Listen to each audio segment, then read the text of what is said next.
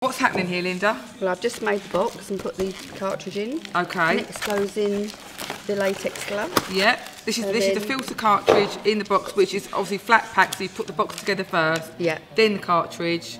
And then the instructions. Then your instructions. And then the box is just closed up. And that's it. So you've done that, in my opinion, record time. I'm going to Right. have a go. I'm going to have a go. Let's go side by side. Right. I'm going to try and copy you. Right. I'll try and keep up with you. I'm not even sure. That? Already I'm panicking at how many lines there are. Where do you fold? Because you just did it in record time. Right, well, if you do it step by step, just get those little ears at the end. Right, yeah, and got then that. they fold in. Okay, yes. Then bring them down towards you. Yep, okay. And then you take the little side flap. Yep. You got them like that? See, already I'm all fingers and thumbs. Right.